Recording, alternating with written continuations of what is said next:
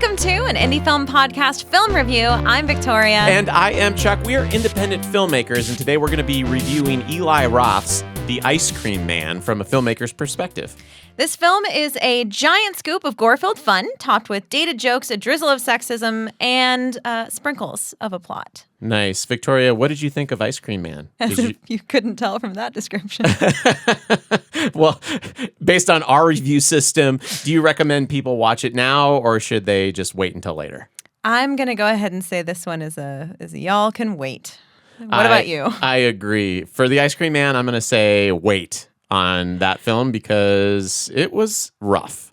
Do you want to break down the plot of Ice Cream Man for us? Yeah, absolutely. All right. An idyllic summer town descends into madness when an ice cream man serves kids sweet delights with horrifying results.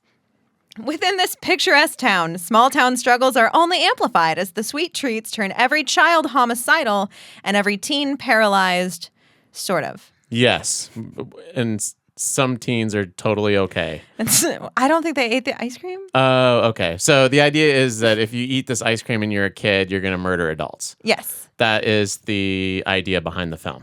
Yes. And we're going to break it down. We have 3 highlights, 2 lowlights, and 1 takeaway if you're a filmmaker, a lesson that we learned. Yes. By watching this film. So I'll start with the highlights if that's okay with you. Absolutely. My number 1 highlight of this film was its level of campiness. Fair. This was not as campy as a movie like Troll 2 or Sleepaway Camp. Those Birdemic. Yeah. Yes. Rubber. Yes. Exactly. Those ones were definitely funnier and more funny unintentionally than this one. But there were moments that I laughed because it was so campy. Yeah. It was so bad. Yeah.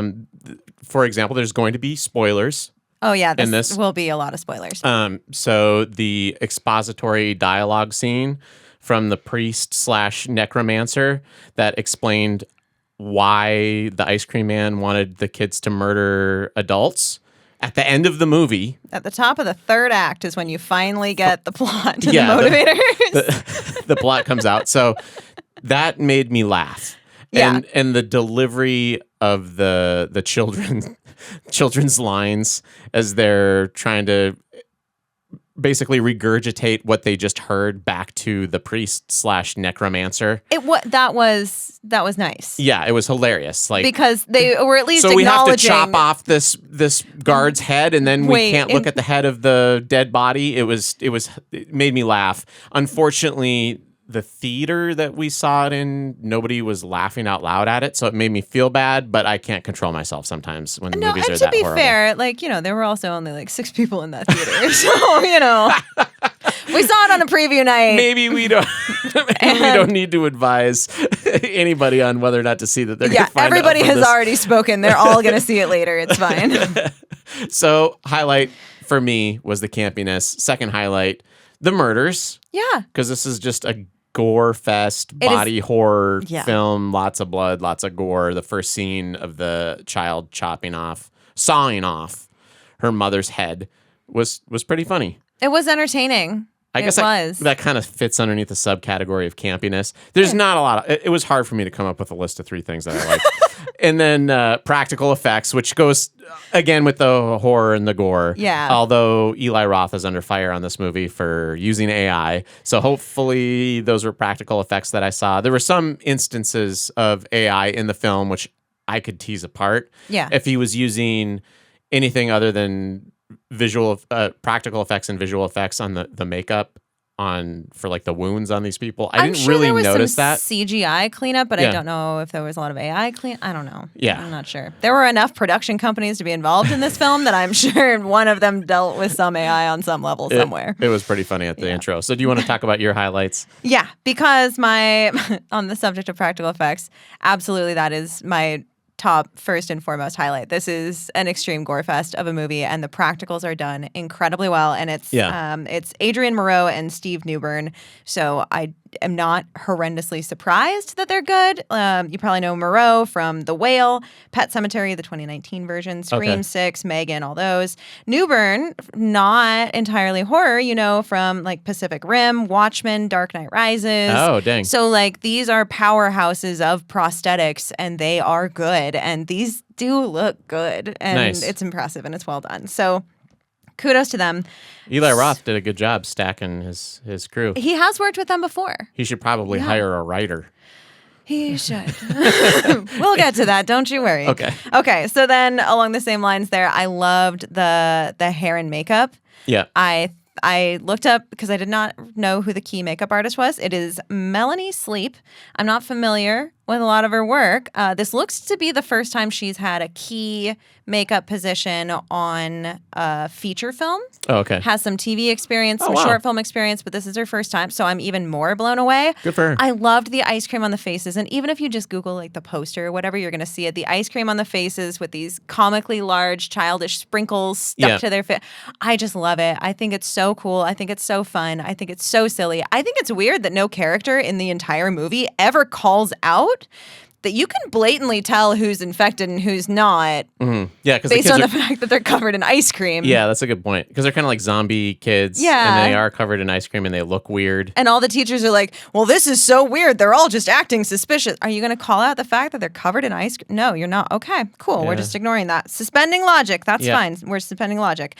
I will also say that I did think it was hilarious that when the teenage girl finally figures out how to make herself not paralyzed anymore, though, again, the rules on that paralysis were a little loose. Yeah. But when she had to goes throw to up leave, the ice cream. Yeah. But she ate it the day before. I'm like, that's not in your stomach at this juncture. Fine. You're lucky if it's in your colon. It's fine. It's fine. Yeah. There were a lot of unnecessary anorexia jokes as a whole in this. Anyway, but then before she left the house, she like did a full face of makeup. Oh, yeah. And I'm like, you know what? It's fine. I like because the makeup looked good, but I thought it was funny. And then my third was thank you for an 86-minute runtime. Yes. I'm not 100% sure that this film needed to be a feature film. No. It probably would have been much more entertaining as a short, but at least it was under 90. Yeah, they kept it under 90. And you know what? Thank you. In a day and age of 3-hour movies, thank you for keeping it 86 minutes. Oh, that would have been rough. Yeah, I would have watched. Yeah. I would have been so bored. I would have fallen done. asleep. Yep. That would Sorry. have been an expensive nap. Do you want to talk about the lowlights? Yeah, so my number one lowlight is hands down the script. Yep. Yeah. It's bad. It's pretty bad. The story itself is already rough. The expository dialogue, it just gets dumped on you. Very rough, very weird. Mm-hmm. There is an interview with Eli Roth saying that he actually came up with this idea in 2003. Okay. When he was releasing Cabin Fever. Nice. And supposedly... Some things don't get better with age. Well, that's my thought. Is I'm like, so did he actually just write this in 2003 and just not bother to update the script at all for the last 2 decades? Because there are a lot of jokes in it that are very dated and they're not good and they're not funny. There are slurs in it that I think society as a whole has said we don't use these anymore. There's a lot of really, how did I phrase this? Uncomfortable representational choices, I think is the nicest way to phrase that. Okay. A lot of jokes about teenagers being like anorexic again. Yeah. And then a lot of uncomfortable jokes, including Eli Roth himself as the character he cast himself as, making kind of a joke about women and preteens in bikinis. And based on some of his other interviews where he's said some questionable things about hot chicks on set that I'm just not going to go into. Weird guy. Yeah, it's just a very weird thing. Anyway, so all that combined, I just felt like the script was pretty bad. Yep. The script was just bad. That's it was a just big bad. low light. Yeah, that one's bad. And then the performances. And I don't know if this was bad direction or bad performances. I'm not 100% sure. I just know I was not bowled over. The kids, I'm going to give all the kids a pass because they are children. Yeah. And they are learning. And they did pretty well. Honestly, yeah. I had no... Having worked with child actors, it can be difficult hard. to get a good performance. And they were... A lot of them. Yeah. A lot of them doing a lot of weird stuff and like some really cute, funny moments, like just campy, funny horror moments. Yeah. Little girl doing snow angels in a pool of blood. Yeah, like that's just funny. And the joy on her face was so pure because I'm sure she actually was just having the time of her life. Yeah. But other than that, I'm gonna say that Ari Millen, the titular character, I thought he was pretty good. I'm also gonna say it's a little weird. As the titular character, we saw 15 to 20 minutes of him total. Yeah. I don't believe he had lines. Would have been cool to see him deliver a line. I don't know. Either way, it was a choice. It's fine. But everybody else, the teenagers, the adults, I'm gonna say, wow, those were really rough performances. Nice. Right down to a dad as he's being burned alive by his children saying, this is so weird. This is so weird. Or so messed up. This is so messed up. This is so messed up. Why are you starting me on fire, kids? Yeah. Like, it could have been funny if delivered right, but it wasn't. You hit my lowlights as well. My lowlights were story was lame. There was no story until the third act when they explained why the ice cream man was trying to get the kids to murder their parents and the adults in the town. Yeah. And that was not a good way to do things. And then the dialogue, it was funny in some instances at the end because it was so bad, but a lot of times when it was really bad, it was just cringeworthy. Yeah, and the jokes sometimes very uncomfortable. Yeah, and even the ones that weren't uncomfortable, the jokes that he made weren't uncomfortable. They were just really bad. They weren't funny. The jokes. dinner scene where Eli Roth puts himself in as a character, it felt like a lot of it was improvised dialogue, and he was just smitten with the improvised jokes that he was coming up with, and they were not good. No. Mitt Romney making a joke about how his daughter doesn't know who Mitt Romney is, and then they talk about ice cream, and then he just says Mitt Romney. I don't know. It was the little kid when he was leaving because he thought the name was Mint, not Mitt. Oh, is that what it was? Yeah. Oh, okay. Well, I don't know. Either way, obviously it wasn't very memorable. It was kind of difficult to fight. I was going in and out. On the movie. I had to double check with you when the plot was all laid out. I'm like, wait, was it because the church, they caught the pedophiles in the church? That was the major twist in that. Yeah. That they basically sacrificed the ice cream man like 30 or 40 years ago or 20 years ago. I don't know how many years ago, because the Catholic Church was getting busted for pedophilia. And so they made the ice cream man the villain, the sacrificial lamb, even though he didn't do anything wrong. Yeah. So he sold his soul to the devil to escape prison, and now he's getting his retribution because he was dead. There's just a lot of stupid stuff. There's a lot. It's a lot for and that was my takeaway for 30 filmmakers. minutes before the end of the movie. Don't cram your antagonist's motivation into a haphazard expository scene towards the end of the film. I think that is a brilliant takeaway. My personal takeaway is no matter how interesting your idea is, you should get an editor to review your script. And there's no shame in hiring a ghostwriter if you're not a writer. You don't have to be a writer. You can be so many other things in film. You don't also have to be a writer. You can hire someone to do that. Yeah, absolutely. And sometimes you should. Eli Roth should. Not a bad idea. Wolf. All right. Okay, Chuck, who's this movie for? Oh, this movie. Who is this movie for? This movie is for moviegoers who want unmotivated gore. Fair and accurate. Yeah. Yeah.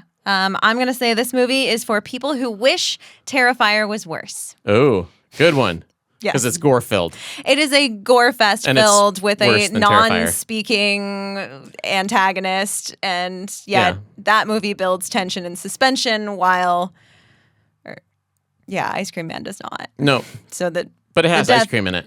It does have ice cream. And a creepy ice cream salesman. Yeah. Are those ice cream salesmen? Is that what you would call them? I think it's just Ice Cream Man. It's just Ice Cream Man. Yeah, I guess that's the title of the movie. Right on. I'm going to give it All right, that. well, if you like this review, you can check out our weekly podcast about indie film production, Indie Film Podcast. And with that, shall we succinctly say farewell? I think so. Bye. Bye.